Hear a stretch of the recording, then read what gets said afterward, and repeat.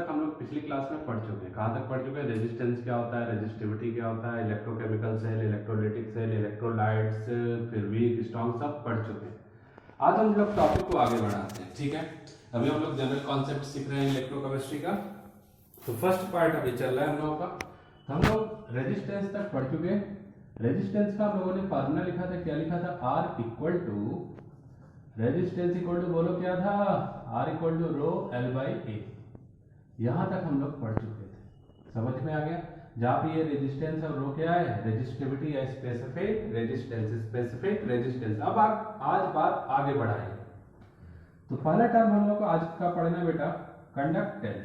क्या पढ़ना है? कंडक्टेंस। तो चलो देखते हैं कंडक्टेंस क्या होता है। इसको हम लोग कैपिटल जी से शो करेंगे। नोट करो तो conductance, it is a reciprocal of resistance is called conductance. It is a reciprocal of resistance is called conductance. समझ में आया? तो देख, कंडक्टेंस की अगर हम लोग बात करें तो कंडक्टेंस इक्वल टू हो गया हम लोगों का 1 अपॉन रेजिस्टेंस। 1 अपॉन क्या बेटा? रेजिस्टेंस। समझ में आ गया? यानी z इक्वल टू क्या हो गया? 1 अपॉन r। पूरा समझ में आया? कोई दिक्कत? तो अब सुन, अगर हम लोग रेजिस्टेंस की बात करें तो रेजिस्टेंस क्या था? रेजिस्टेंस तो था ना कि एक ऐसी बैड एसेंशियल प्रॉपर्टी जो करंट फ्लो होने को अपोज करे, जो करंट फ्लो होने को रोके, उसे क्या कहते हैं हम लोग? रेजिस्टेंस। कंडक्टेंस उसी का रेसिप्रोकल, मतलब उसी का उल्टा। मतलब ये क्या करेगा? फ्लो को बढ़ा देगा, फ्लो को बढ़ा देगा। यानी एक ऐसी प्रॉपर्टी किसी भी कंडक्टर की जो फ्लो ऑफ करंट को बढ़ा दे, उसे क्या कहेंगे? कंडक्टेंस। क्या कहेंगे बेटा? कंडक्टेंस। तो इसको किससे रिप्रेजेंट कर रहे हैं? जिससे। समझ में आ गया? तो नीचे एक लाइन में लिख लेना आप लोग, the property of conductor to increase the flow of current is called conductance. पूरा क्लियर है? कोई दिक्कत? तो देख, अब हम लोग बात करते हैं यूनिट की। किसकी बात करेंगे? यूनिट। तो हम लोग का कंडक्टेंस की यूनिट क्या होगी? रेजिस्टेंस की यूनिट बोलो ओम। इसी को क्या लिखेंगे? Ohm inverse. इसी को क्या लिखेंगे? Ohm inverse. अगर हम लोग टर्म के टर्म में लिखते हैं तो क्या हो जाएगा बेटा? Ohm inverse. इसी को हम लोग क्या पढ़ेंगे? इसी को हम लोग पढ़ेंगे महो। क्या पढ़ेंगे बेटा? मो भी बहुत लोग पढ़ते हैं, बहुत लोग महो पढ़ते हैं, हम लोग मो पढ़ा जाएगा। ठीक है, MHO। ओम इनवर्स को ही हम लोग क्या कहते हैं? मो। MHO, ओम का उल्टा। क्लियर? समझ में आया? कोई दिक्कत? हो जाएगा। चल, ये कंडक्टेंस हो गया, जो कि कंडक्टिविटी, फ्लो ऑफ करंट को बढ़ाएगा। अगला टर्म आता है बेटा सेकेंड, कंडक्टिविटी। कंडक्टिविटी की अगर हम लोग बात करें तो इसको सुन लो, इस साइन से शो करेंगे। ऐसे नीचे ले जाके ऊपर ले जाके ऐसे बनाना है, ऐसे करके ऐसे ऊपर ले जाना, ऐसे करके ऐसे बना लेना। समझ में आ रहा है? इसको हम लोग पढ़ते हैं बेटा कप्पा। क्या पढ़ते हैं? कप्पा। क्लियर? समझ में आया? क्या पढ़ते हैं? कप्पा। चल, तो अब आते हैं कंडक्टिविटी के डेफिनेशन पे। तो सुनो, जैसे हम लोग का रेजिस्टेंस का रेसिप्रोकल क्या है? कंडक्टेंस। वैसे रेजिस्टिविटी का रेसिप्रोकल क्या होगा? कंडक्टिविटी। तो कंडक्टिविटी क्या होगा? Reciprocal of resistivity is called conductivity. Clear हो गया? तो देख, कंडक्टिविटी कप्पा की बात करें तो ये हो गया बेटा, conductivity equal to 1 upon resistivity. 1 upon resistivity. Clear? समझ में आया? कोई दिक्कत है यहां तक? यानी कप्पा इक्वल टू हो गया 1 अपॉन रो। और रो को हम लोग और क्या कहते हैं? स्पेसिफिक रेजिस्टेंस भी कहते हैं ना, इसलिए कंडक्टिविटी को और हम लोग क्या कर सकते हैं? Specific conductance. Specific conductance. पूरा समझ में आ गया? क्लियर है? यानी reciprocal of resistivity is called conductivity. Definition लिख लोगे आप लोग, ये पूरा समझ में आ गया? तो चल, अब हम लोग बात करेंगे यूनिट की। किसकी बात करेंगे बेटा? यूनिट। यूनिट की बात करते हैं। तो सुन, कंडक्टेंस की, कंडक्टिविटी की यूनिट की बात करें बेटा तो 1 अपॉन रेजिस्टिविटी की यूनिट। किसकी यूनिट? रेजिस्टिविटी की। थोड़ा एक बार हम लोग देख लेते हैं रेजिस्टिविटी की यूनिट आएगी कितनी, कितनी आई थी। तो देख, R इक्वल टू, अभी हम लोगों ने लिखा रो L बाई ए लिखा, ये लेंथ है और ये क्या है? एरिया। R को हम लोग ओम से रिप्रेजेंट करते हैं। ये हम लोगों का क्या है बेटा? ओम। रेजिस्टिविटी की यूनिट लिखना है, ये हम लोगों का सेंटीमीटर, एरिया का सेंटीमीटर स्क्वायर। इससे इसका पावर काट दिया। रो की यूनिट क्या हो गई? ओम सेंटीमीटर। क्या हो गया बेटा? ओम सेंटीमीटर। ये वैल्यू उठा के वहां पे रख ले। कोई दिक्कत? कर लोगे आप लोग? तो चल, हम लोगों का ये हो गया बेटा ओम सेंटीमीटर। तो कप्पा की यूनिट हो गई ohm inverse centimetre inverse. Ohm inverse को अभी हम लोगों ने क्या पढ़ा, मो, क्या पढ़ा बेटा, मो, MHO, सेंटीमीटर इनवर्स। ये पूरा यूनिट समझ में आ गया, कोई दिक्कत किसी को? चल, मो सेंटीमीटर यूनिवर्स क्लियर आया, आसान है। चल, अब हम लोग, एक साइंटिस्ट थे साइमन, कौन थे, साइमन। उन्होंने ओम इनवर्स को अपने नाम के बेसिस पे रखा। किसके बेसिस पे रखा बेटा, नाम के बेसिस पे रखा। देन कप्पा की यूनिट आ गई साइमन सेंटीमीटर इनवर्स कहो, या कप्पा की यूनिट ये आसानी से याद होता है साइमन पर सेंटीमीटर। समझ में आ गया, यहाँ पे एस फॉर क्या है बेटा, साइमन। ये एक साइंटिस्ट के बेसिस, नाम के बेसिस पे ओम इनवर्स को इन्होंने क्या कहा, साइमन। पूरा समझ में आया, कोई दिक्कत है यहाँ तक, हो जाएगा। तो जल्दी से स्क्रीन को पास करो और नोट करो। तो ये समझ में आ गया, हम लोग कंडक्टेंस पढ़ लिए, कंडक्टिविटी पढ़ लिए, क्लियर है। तो देखो, अब हम लोग बात करेंगे अगले टॉपिक की। किसकी बात करेंगे, अगले टॉपिक की। अब हम लोग को बात करना है बेटा क्या, molar conductivity. Molar conductivity, molar word है मतलब किससे रिलेटेड है, मोलरिटी से रिलेटेड। इसको शो करना है बेटा, तो लैम्डा एम से शो करेंगे। किससे शो करेंगे, लैम्डा एम से। तो कंडक्टिविटी समझ में आया, मोलर कंडक्ट, अब बात करेंगे मोलर कंडक्टिविटी की। तो सुन लो, एक मोलर एक्वस सॉल्यूशन का किसी भी इलेक्ट्रोलाइट के जितनी कंडक्टिविटी होगी उसी को क्या कहेंगे, मोलर कंडक्टिविटी। अगर सपोज कर मोलरिटी है सी मोलरिटी कंडक्टिविटी कप्पा है, तो एक मोलरिटी कितना होगा, कप्पा बाई सी, यही तो होगा ना। समझ में आ रहा, यानी एक मोलर सॉल्यूशन इलेक्ट्रोलाइट का, एक्वस सॉल्यूशन इलेक्ट्रोलाइट का जितनी कंडक्टिविटी शो करेगा उसी को क्या कहेंगे, उसी को हम लोग कहेंगे मोलर कंडक्टिविटी। टोटल कंसंट्रेशन से डिवाइड करेंगे तो एक मोलर सॉल्यूशन का निकलेगा।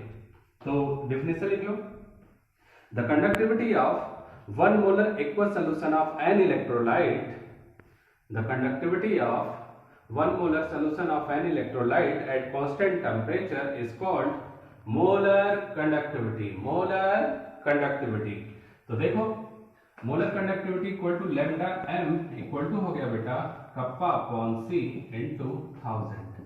कब, जब इसको ml में रखा जाएगा। ये पूरा क्लियर है। जहां पे सी क्या हम लोगों का बेटा, मोलैरिटी या मोलर कंसंट्रेशन, कप्पा कंडक्टिविटी। ये पूरा समझ में आया ना। अब हम लोग बात करते हैं यूनिट की। किसकी बात करते हैं बेटा, यूनिट की। तो चल देखते हैं, unit of lambda M. Unit की बात करते हैं तो बता, कप्पा की यूनिट अभी क्या लिखा, साइमन पर सेंटीमीटर इनटू लीटर का, लीटर ये मोलरिटी का क्या यूनिट होता है, मोल पर लीटर, यही तो होता है ना। आगे समझ में, शुरू में तुम लोगों को बताया गया होगा, क्या बताया गया होगा, 1 लीटर कुछ सेंटीमीटर क्यूब के बराबर होता है, यानी 1000 सेंटीमीटर क्यूब के बराबर होता है। यानी लीटर की और एक क्या यूनिट है, सेंटीमीटर क्यूब या मीटर क्यूब या डेसीमीटर क्यूब। समझ में आ रहा है। ये न्यूमेरिकल वैल्यू अभी छोड़ते हैं, उससे कोई मतलब नहीं है, बस यूनिट लिखना है। तब हम लोगों का क्या हो गया, तब ये हो गया बेटा साइमन सेंटीमीटर मोल। ये कहां चला, सबसे ऊपर, और इसकी जगह हम लोग कितना लिख ले, सेंटीमीटर क्यूब। ये हो गया सेंटीमीटर क्यूब, इससे इसका पार कट गया, 2 बार में कट गया। तब हम लोग टोटल क्या लिख सकते हैं इसको, तब यूनिट आ गई क्या, lambda M equal to siemens centimetre square पर मोल। पूरा समझ में आ गया। ये यूनिट सब ध्यान रखना तुम लोग, कप्पा की यूनिट ध्यान रखना, लैम्डा एम की यूनिट ध्यान रखना। कई बार कंपटीशन में भी, बोर्ड एग्जाम में भी एक नंबर में पूछे जाते हैं। क्लियर है, कोई दिक्कत? तो चलो, ये पूरा समझ में आ गया, हो जाएगा। अब चल अगला टॉपिक देख। आगे हम लोगों को पढ़ना है बेटा इक्विवेलेंट कंडक्टिविटी। इक्विवेलेंट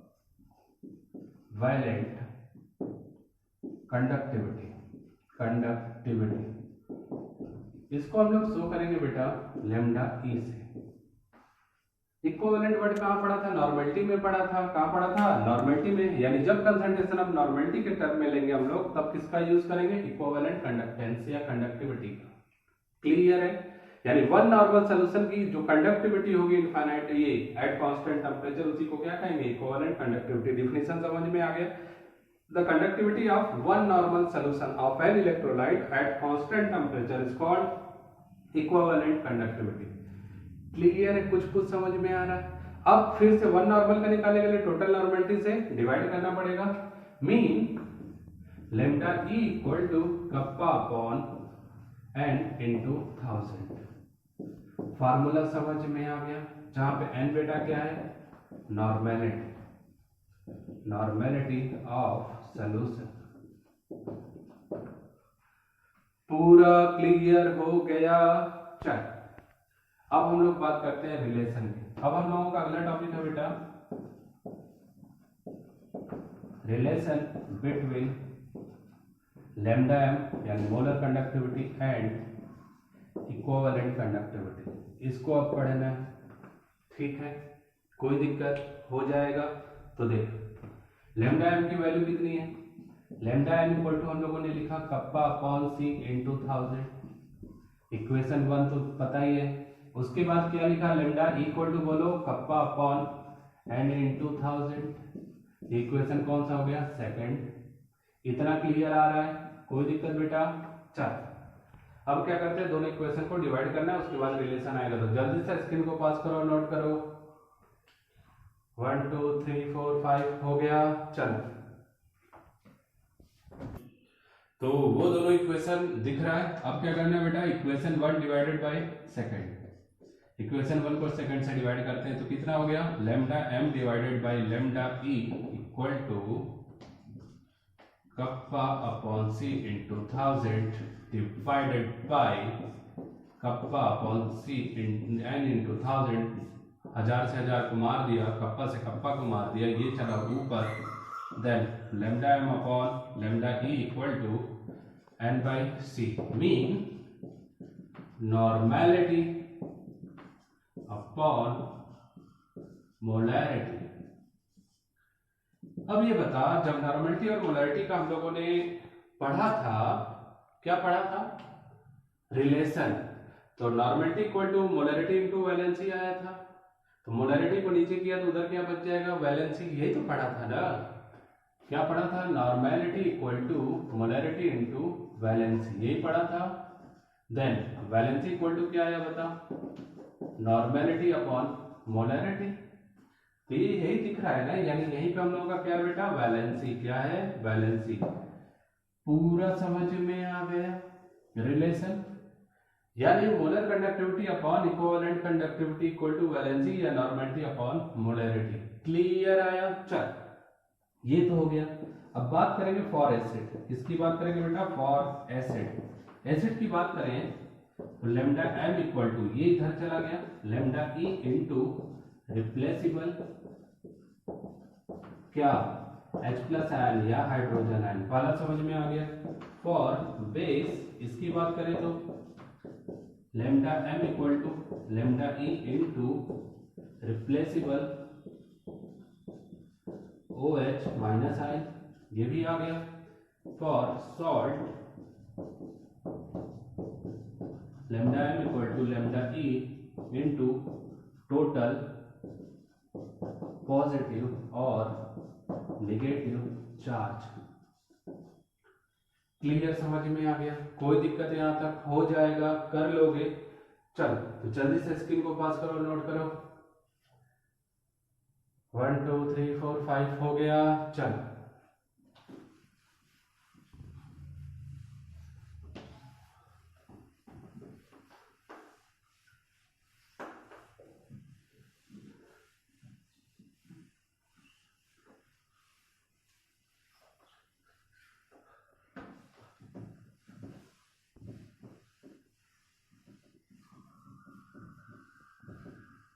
यहां तक पूरा समझ में आ गया? कोई दिक्कत बेटा? कर लोगे आप लोग? चल अब हम लोग बेटा आते हैं अगले टॉपिक पे. क्या? रिलेशन बिटवीन किसके बीच? कंडक्टेंस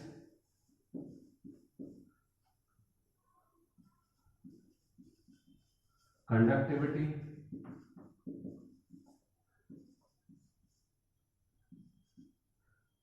आगे सेल्फ कांस्टेंट. बैटरी का या पूरे सेल का एक चीज उठा के देखा जाए तो उसका या किसी भी वायर का क्रॉस सेक्शन एरिया और लेंथ चेंज होने वाला नहीं है, क्रॉस सेक्शन से एरिया और लेंथ चेंज होने वाला नहीं है। यानी जो बेटा L बाई ए की वैल्यू होती है, लेंथ अपॉन एरिया, ये चेंज होने वाला नहीं। सारे सेल के लिए हमेशा क्या होता है, कांस्टेंट होता है, इसलिए इसको क्या कहते हैं हम लोग, सेल कांस्टेंट। तो चलो देखते हैं इन तीनों में रिलेशन कैसे आया, इन तीनों में रिलेशन कैसे आया। तो शुरू में हम लोग पढ़े हैं R इक्वल टू क्या पढ़े हैं, rho L by A, R equal to rho L by A, यही तो पढ़ा है ना। तो चल देख, R को हम लोग क्या लिख सकते हैं, 1 अपॉन R। अगर इसको 1 अपॉन R में किया तो इसको क्या लिख सकते हैं, 1 अपॉन रो, और इसको क्या लिख सकते हैं, 1 अपॉन L बाई ए। लिख सकते हैं कि नहीं लिख सकते, कोई दिक्कत। तो चल, कंडक्टेंस को क्या बताया गया, reciprocal of resistance is called conductance, reciprocal of resistivity is called conductivity, और 1 अपॉन सेल्फ कांस्टेंट। तो ये क्या हो गया बेटा, कंडक्टेंस। क्या हो गया, कंडक्टेंस। तो कंडक्टेंस इक्वल टू ये बता क्या हो गया, कंडक्टिविटी, कंडक्टिविटी इनटू 1 अपॉन क्या हो गया बता, ये क्या है, सेल कांस्टेंट, सेल कांस्टेंट। तब हम लोग बात कर लेते हैं conductivity equal to, conductivity equal to, तो ये जाके यहाँ इंटू हो गया, conductance into cell constant, cell constant. पूरा समझ में आ गया, कोई दिक्कत यहाँ तक बेटा, हो जाएगा। यानी हम लोग का conductivity equal to conductance into cell constant, ये भी रिलेशन पूरा समझ में आ गया, कोई दिक्कत यहाँ तक, कर लोगे आप लोग। तो चलो आप लोग इसको अभी नोट करना, अब हम लोग चलेंगे अगले टॉपिक पे। तो ऐसा करो, जल्दी से नोट कर लो, स्क्रीन को पास करो, नोट करो। 1 2 3 4 5 हो गया। चलो तब हम लोग चलेंगे अगले टॉपिक पे। अब न्यूमेरिकल बेटा अभी सारे टॉपिक पढ़ा देते हैं, फिर न्यूमेरिकल किया जाएगा, उसमें कोई दिक्कत नहीं। चलो यहां तक हो गया, सबको समझ में आ रहा है, क्लियर है पूरा। तो चलो अब हम लोग शुरू करेंगे बेटा। इसके बाद अब अगला टॉपिक आप लोगों का आएगा कोलराउस लॉ।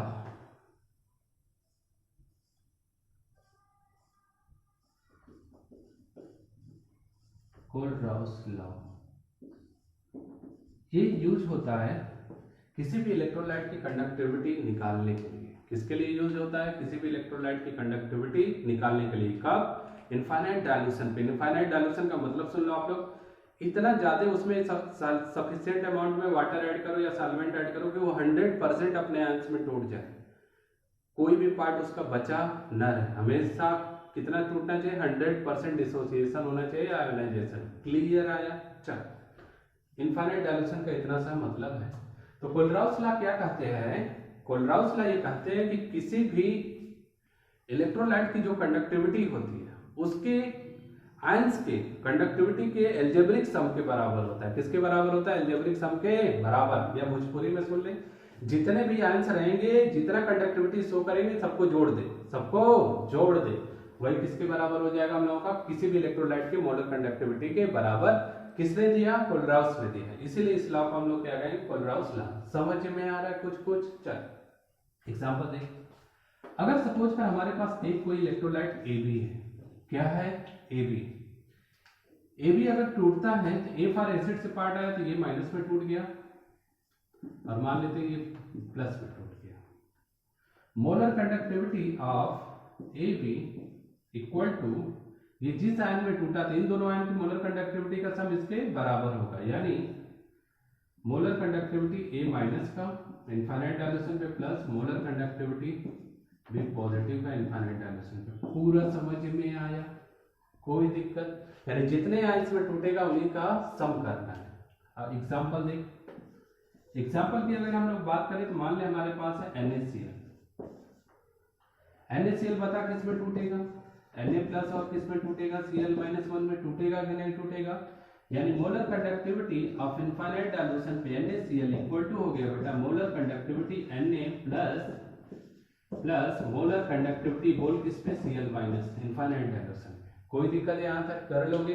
अगला एग्जांपल देख, अगले एग्जांपल की बात करते हैं तो मोलर कंडक्टिविटी निकालना है बेटा। मान लेते हैं AlCl3 का, AlCl3 का कैलकुलेट करना है। तो पहले देखते हैं AlCl3 टूटता किस में है। AlCl3 बोल किस में टूटेगा, टूटेगा ये Al+3 Cl- हमेशा इक्वेशन बैलेंस लिखना, हमेशा इक्वेशन बैलेंस लिखना है। क्लियर, समझ में आ रहा है, कोई दिक्कत यहाँ तक। तो देख एल्यूमिनियम ने एक Al+3 दिया, कितने क्लोराइड दिया 3, कितने क्लोराइड आयन दिया 3, यानी एक Al की कंडक्टिविटी और 3 क्लोरीन की कंडक्टिविटी को जब सम करेंगे तो किसके बराबर होगा, AlCl3 के बराबर होगा। तो देख molar conductivity AlCl3 infinite dilution पे equal to molar conductivity Al+3 at infinite dilution plus 3 into molar conductivity Cl- at infinite dilution. पूरा समझ में आया, कोई दिक्कत यहाँ तक हो जाएगा, क्लियर है। चल अब एक एग्जांपल और देख। अब हम लोग एग्जांपल बेटा बताना है मोलर कंडक्टिविटी ऑफ Al2SO4 का होल थ्राइस। ये करोगे आप लोग, लिखोगे, चलो जल्दी से लिखो आप लोग। टाइम दिया 1 2 3 4 5 हो गया। चलो जिनका हो गया अच्छी बात है, जिनको नहीं आया देखो, ये हम लोगों का हो गया बेटा Al2SO4 का होल थ्राइस, ये टूटेगा 2Al+3 प्लस 3SO4 माइनस का 2, यही तो टूटेगा ना। यानी कितने एल्युमिनियम आयन, 2, कितने सल्फेट आयन, 3। आ रहा है ना, तुम लोग पढ़ रहे हो ना, खूब मन लगा के पढ़ो, गर्मी बहुत है लेकिन पढ़ना तो पड़ेगा ना, क्योंकि पढ़ाई लाइफ है। तो देख यहाँ पे हो गया बेटा हम लोगों का लैम्डा में इनफाइनाइट डाइल्यूशन पे क्या Al2SO4 का होल थ्राइस इक्वल टू 2। क्यों 2 किया, क्योंकि 2 एल्युमिनियम आयन है कि नहीं है। चल 2 into lambda m plus 3, sorry lambda m infinite dilution पे Al+3 प्लस 3 से 2 क्यों करेंगे, क्योंकि 3 सल्फेट आयन है, into lambda m SO4 minus 2 infinite dilution. पूरा समझ में आ गया, कोई दिक्कत, क्लियर है। तो ये लॉ समझ में आया, कोलरास लॉ सिंपल है। तो डिफिनेशन लिख लोगे, डिफिनेशन क्या, according to this law at a constant temperature and pressure the molar conductivity of an electrolyte and infinite dilution is equal to algebraic sum of molar conductivity of its ion, molar conductivity of its ion। Clear, समझ में आ गया, कोई दिक्कत नहीं, भोजपुरी में भी समझ में आ गया। इसके सारे आयनों को जोड़ दो, जितनी कंडक्टिविटी आएगी वही इसकी क्या होगी, मोलर कंडक्टिविटी। पूरा समझ में आया। तो चलो जल्दी से स्क्रीन को पास करो और नोट करो। तो अब हम लोगों को बेटा कोलरास लॉ समझ में आ गया। तो अब हम लोगों को पढ़ना है एप्लीकेशन ऑफ कोलरास लॉ। क्या पढ़ना है, एप्लीकेशन ऑफ कोलरास लॉ। ठीक है, समझ में आया। तो एप्लीकेशन में अब हम लोग बात करेंगे। तो पहला एप्लीकेशन जो आप लोग पढ़े हो वही है, पहला to determine the molar conductivity of electrolyte from its ions. किसी भी इलेक्ट्रोलाइट की मोलर कंडक्टिविटी निकालना है किसके द्वारा, उसी के आयंस के द्वारा, उसी के आयंस के द्वारा। समझ में आ रहा, ठीक है। तो देख हम लोगों ने अभी बात किया था, किसकी बात किया था, हम लोग ले लेते हैं नया एग्जांपल CaCl2। ये किससे टूटेगा बता, ये किस में टूटेगा, Ca+2 और 2Cl-1 इसी में तो टूटेगा ना। समझ में आ रहा, तो सुन, अगर हम लोग बात करते हैं मोलर कंडक्टिविटी ऑफ CaCl2 का, कितने पे, इनफाइनाइट डाइल्यूशन पे, कितने के बराबर हो जाएगा, molar conductivity of Ca+2 infinite dilution पे plus 2 into molar conductivity of Cl-1 infinite dilution पे। पूरा समझ में आया, कोई दिक्कत है यहाँ तक बेटा, पहला एप्लीकेशन समझ में आ गया, कोई दिक्कत। चल जब कोई दिक्कत रही तो हम लोग आते हैं सेकंड एप्लीकेशन सुन लो। अब हम लोगों का मोलर कंडक्टिविटी निकालना है किसी भी इलेक्ट्रोलाइट की, किसी दिए हुए इलेक्ट्रोलाइट से। समझ में आ रहा है, तो देख टू डिटरमाइन द लैम्डा लिख लेते हैं डायरेक्ट, इनफाइनाइट डायरेक्शन पे of electrolyte from given electrolyte, किससे, गिवन इलेक्ट्रोलाइट। पूरा समझ में आया, कोई दिक्कत हो जाएगा। तो देख कैसे करना है आप सब। अगर सपोज कर हमारे पास गिवन क्या क्या है ये देखते हैं। मान लेते हैं HCl का मोलर कंडक्टिविटी गिवन है ए, लेमडा एम NaCl की मोलर कंडक्टिविटी गिवन है मान ले B, lambda M acetic acid की मोलर कंडक्टिविटी गिवन है मान ले सी। हम लोगों को मेजर करना है lambda m CH3COO, sodium acetate की मोलर कंडक्टिविटी निकालनी है, सोडियम एसिटेट की मोलर कंडक्टिविटी निकालनी है। क्लियर है? इन तीन की दिया है, इसकी निकालनी है। हमको आयंस इस बार नहीं दिया, आयंस इस बार नहीं दिया, तो थोड़ा सा दिमाग लगाते हैं। अगर इसकी बात करें ये कैसे बना, ये पता चल जाए तो हमारा इसका मोलर कंडक्टिविटी निकल जाएगा। तो देख इन तीनों में देख, ये वाला पार्ट कौन से इलेक्ट्रोलाइट से मिलेगा? एसिटिक एसिड से मिलेगा। Na किस कहां पे है? देख इसके पास है, मतलब इन दोनों को कंबाइन करें तो ये बन जाएगा, इन दोनों को कंबाइन करें तो ये बन जाएगा। तो देख कैसे बना पहले देख लेते हैं। हम लोगों ने किया CH3COOH, इसको ऐड करना है किसके साथ? NaCl के साथ। NaCl के साथ ऐड किया तो क्या बन गया हम लोगों का? CH3COO Na, और क्या बना बेटा? ये प्लस का, ये माइनस का, ये प्लस का, ये माइनस का, ये प्लस इसके पास, ये इसके पास HCl।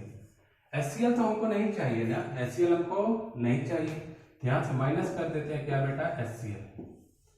तो इसको काट देते हैं, क्या बच गया? CH3COO Na। इतना समझ में आया? कोई दिक्कत? क्लियर है यहां तक? कुछ फील आ रहा है तुम लोगों को?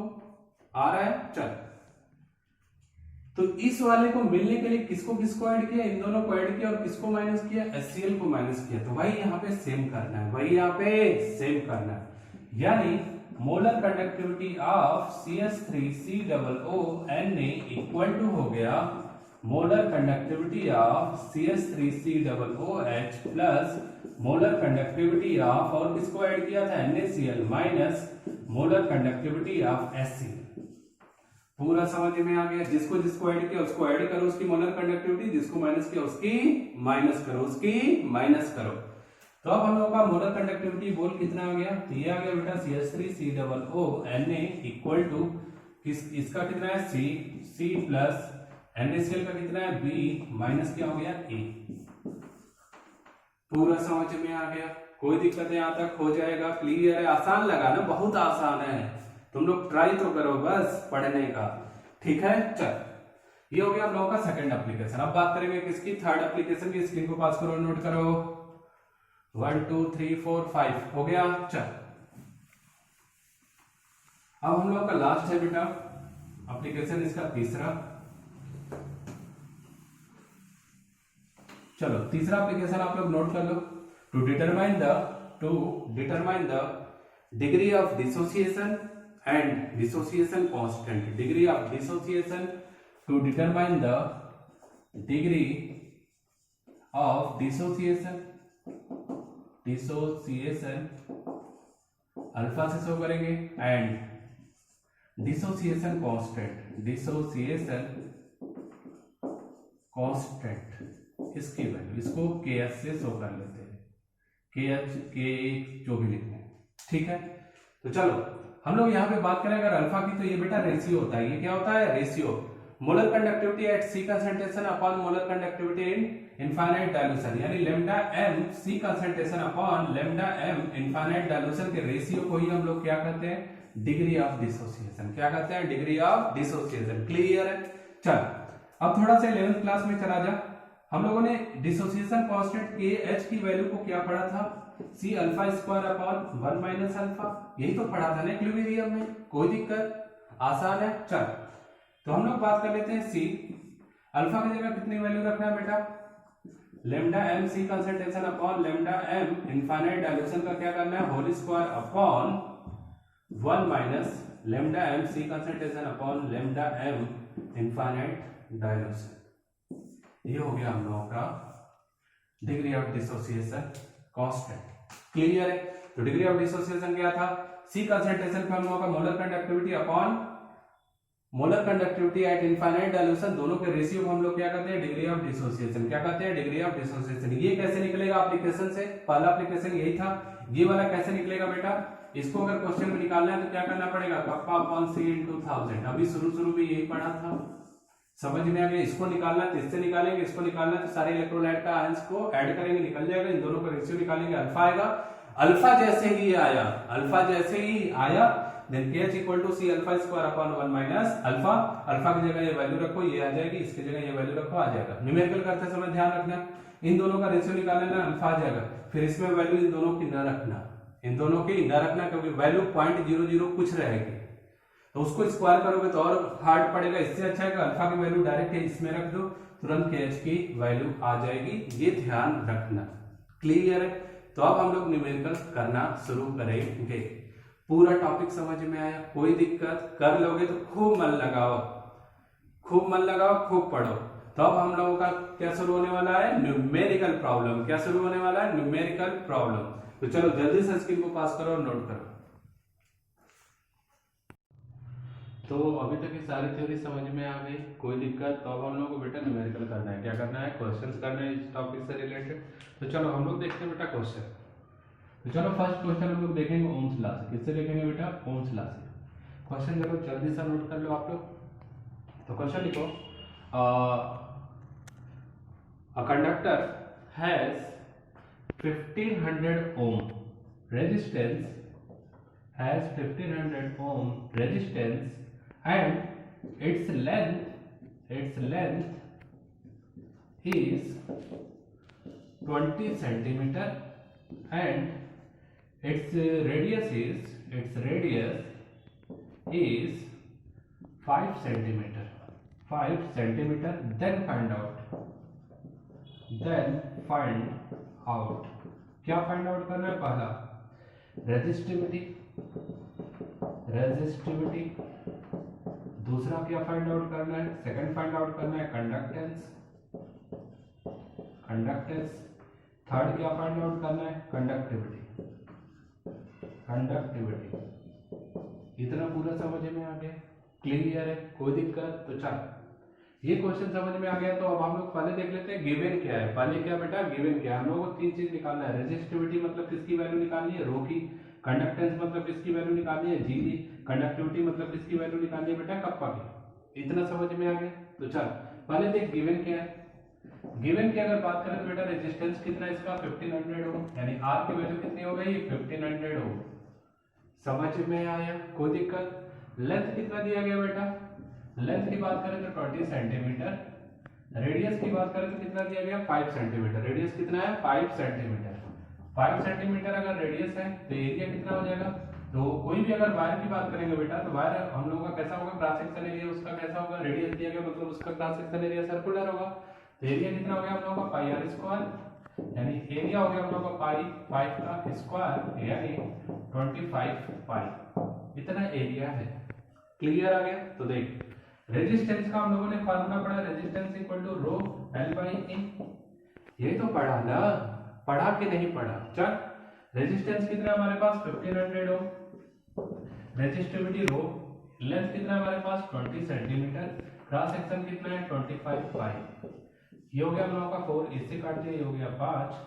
ये हो गया हम लोगों का बेटा rho equal to 5 pi into हो जाएगा, यानी 1500 इंटू 5 पाई अपॉन 4। रेजिस्टिविटी समझ में आ गई, कोई दिक्कत यहाँ तक? क्लियर है, कर लोगे आप लोग, पूरा क्लियर है। R equal to rho L by A, R की वैल्यू 1500, रो की वैल्यू निकालनी है, L by A value put किया, ये आ गया आंसर। जो भी वैल्यू है कैलकुलेशन कर लेना, पाई की वैल्यू 22/7। ठीक है, चल पहला क्वेश्चन हम लोगों का सॉल्व हो गया, ये वाला पार्ट सॉल्व। अब बात करते हैं कंडक्टेंस। तो क्या बताया गया, conductance equal to reciprocal of resistance is called conductance. यही तो पढ़ा ना, reciprocal of resistance is called conductance. तो देख G इक्वल टू कितना हो गया बेटा, R की वैल्यू 1500। दूसरा क्वेश्चन भी सॉल्व हो गया, सेकंड पार्ट भी सॉल्व हो गया। आप किसकी बात करनी है, कंडक्टिविटी। कंडक्टिविटी की बात करें तो कंडक्टिविटी इक्वल टू क्या होता है बेटा, 1 अपॉन रेजिस्टिविटी, यानी reciprocal of resistivity is called conductivity, यानी इसी आंसर का रेसिप्रोकल, इसी का रेसिप्रोकल। इसी को पलट के लिख लेते हैं। तो कप्पा इक्वल टू कितना हो गया, 1 अपॉन रो कितना है बेटा 1500 इंटू कितना है 5 पाई, 5 पाई बाई कितना 4 गया कहाँ, सबसे ऊपर, यानी कप्पा इक्वल टू हो गया 4 बाई 1500 इंटू 5 पाई। पूरा समझ में आ गया? कोई दिक्कत है यहाँ तक? कर लोगे आप लोग? क्लियर है? आसान है? चल जल्दी से स्क्रीन को पास करो, नोट करो, अगला क्वेश्चन दे। हो गया? चल अब हम लोग इसके आगे की बात करते हैं।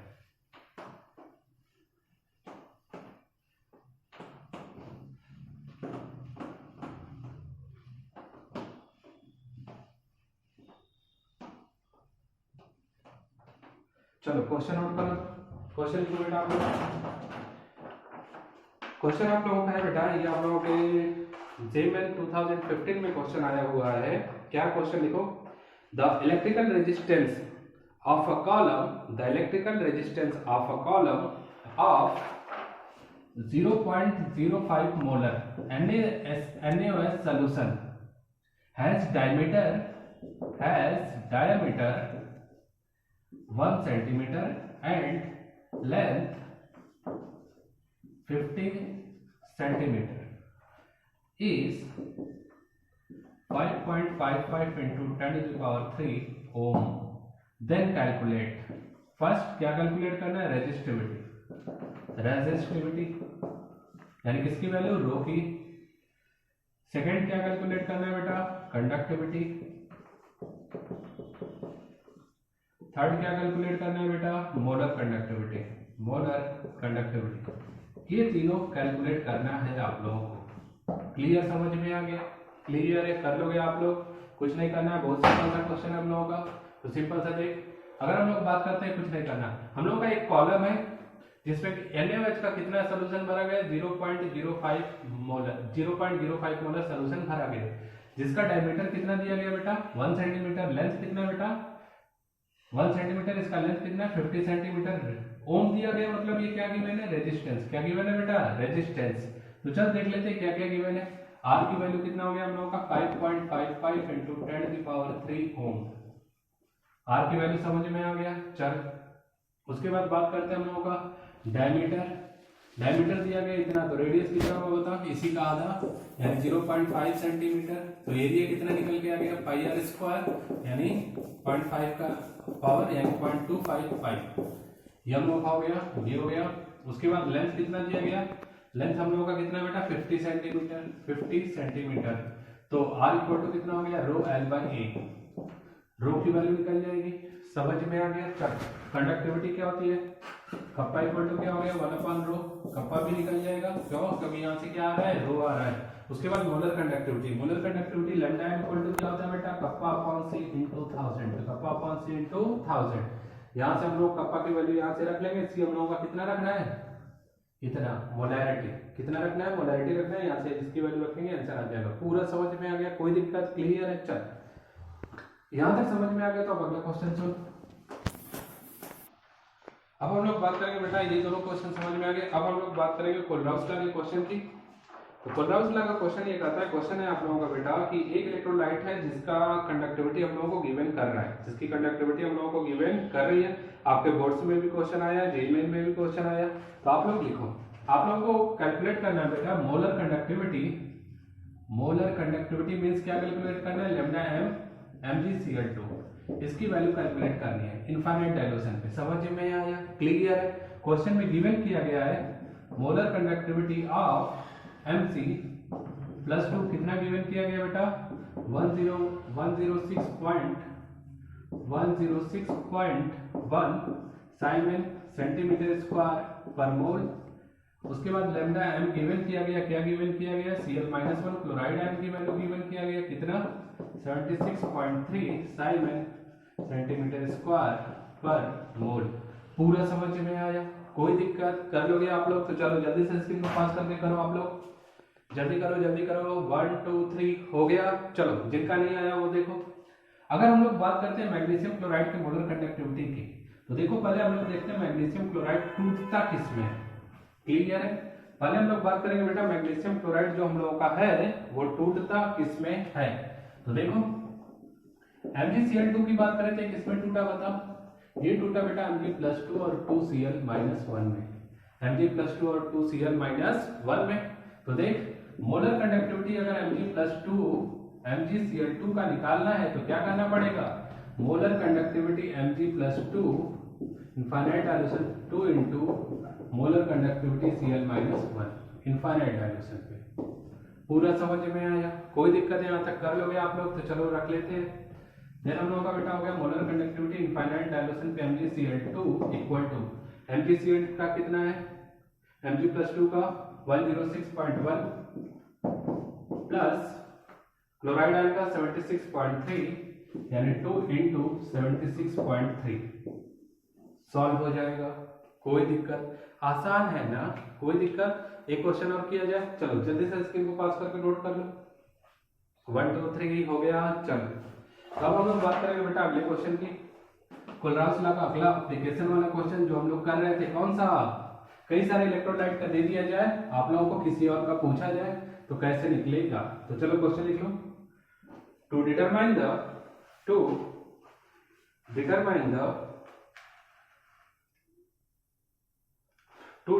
The molar conductivity of magnesium iodide, to determine the molar conductivity of MgI2, इसकी वैल्यू डिटरमाइन करनी है इनफाइनाइट डायल्यूशन पे।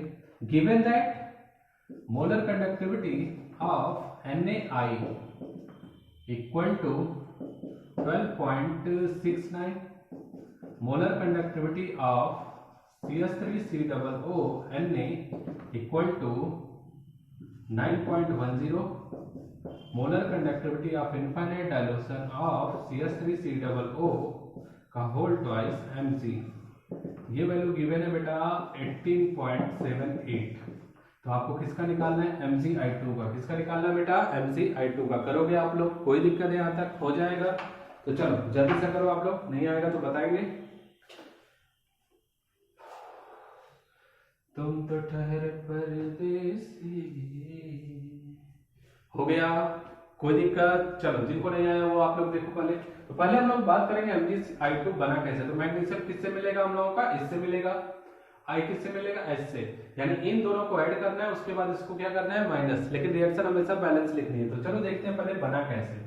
तो अभी हम लोग बात कर रहे हैं किसको किसको ऐड करना है? NaI को और ये मैग्नीशियम एसीटेट को, यानी CH3COO का whole twice Mg plus NaI।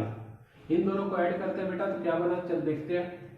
Magnesium की वैलेंसी 2, मतलब 2 आयोडीन चाहिए तो इसको 2 कर लिया। तो हम लोगों का बन गया MgI2 प्लस ये मिला के 2 हो गया तो 2 CH3COO Na। ये बना। कोई दिक्कत? क्लियर है? ये तो हमको चाहिए नहीं, तो चल हम लोग माइनस कर लेते हैं 2 CH3COO Na। तो इससे इसको काट दिया, क्या बना? MgI2। यानी मैग्नीशियम एसीटेट कितना लेना है? 1 मॉलिक्यूल या 1 मोलर। इसको कितना लेना है? 2 मोल्स। उसके बाद कितना माइनस करना है? 2 मोल्स CH3COO Na माइनस करना है। तो चल देख, हम लोग बात करते हैं लेमडा m CH3 से ये लेमडा m MgI2 का।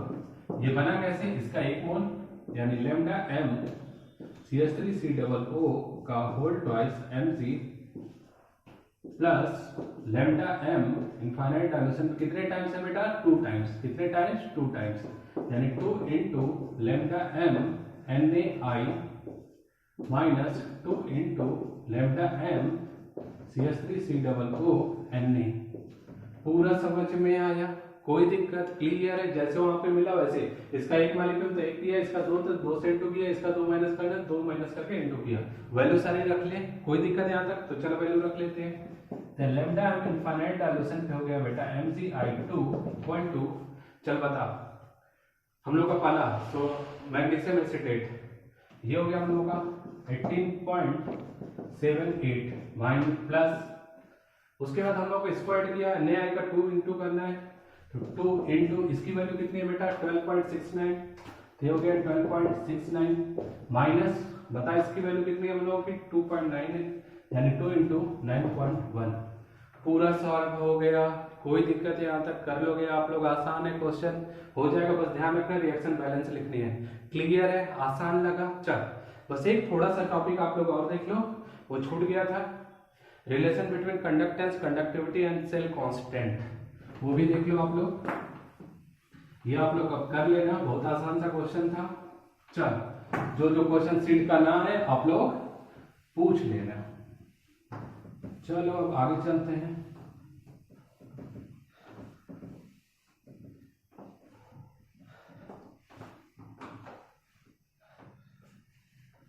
चलो लिख लो आप लोग बेटा, रिलेशन